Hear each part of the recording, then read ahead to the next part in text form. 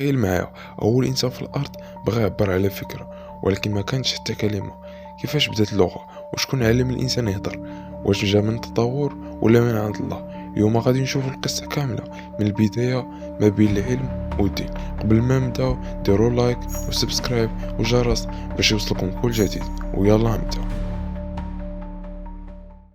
قبل اللغة الإنسان كان كيتواصل بطريقة بسيطة، بحال الإشارات وتعابير الوجه وأصوات بداية.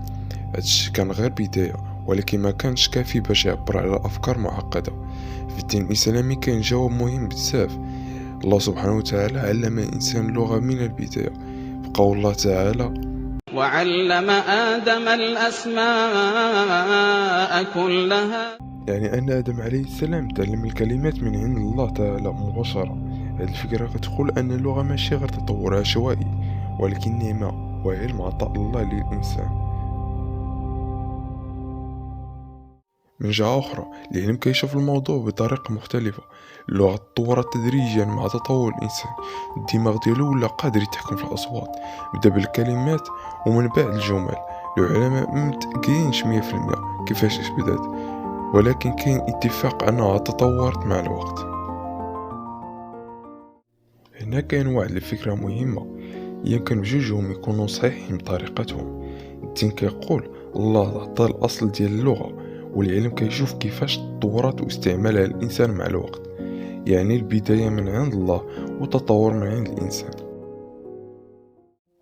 اللغة بقات منطوقة لوقت طويل، حتى بدأت الكتابة لأول مرة في التاريخ عند حضارة السومريون اللي كانت عايشة في منطقة بلاد ما بين النهرين، وهي اليوم كتوافق جنوب العراق، خاصة في مدينة أوروك. هاد الحضارة اخترعت أول نظام كتابة سميتو الكتابة المسمارية حوالي 3200 قبل الميلاد، وكان كيتكتب فوق ألواح من الطين باستعمال عود صغير كيدير أشكال بحال المسامير. في البدايات كانت غير رسومات بسيطة كتعبر على السلاح بحال الحبوب والحيوانات، حيث الهدف كان هو تنظيم التجارة وتسجيل الحسابات. ولكن هو الوقت تطورت وولات كتستعمل في القوانين والرسائل والقصص، وبهذا الشكل كانت الكتابة هي البداية الحقيقية ديال الحضارة البشرية. وكيفاش تفرقت اللغات؟ بعض الروايات البشر تفرقوا وتبدلت لغتهم، ومن جهة علمية البشر انتشروا في العالم، كل مجموعة طورت اللغة ديالها، وكذا ولات الآلاف اللغات، واللغة كتغير مع الزمان. كلمات جديدة، كلمات قديمة كتختفي، نطق مختلف. حتى اللغة العربية تبدلت شوية عبر القرون.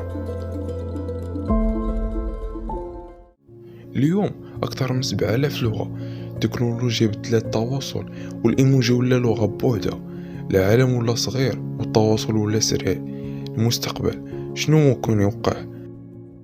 الأخير اللغة ماشي غير كلمات، هي هدية من الله وأداة تطور على الإنسان، من أول كلمة حتى ملايين اللغات اليوم. ولكن السؤال هو، واش غادي تقرب لنا اللغة ولا تبعدنا أكتر؟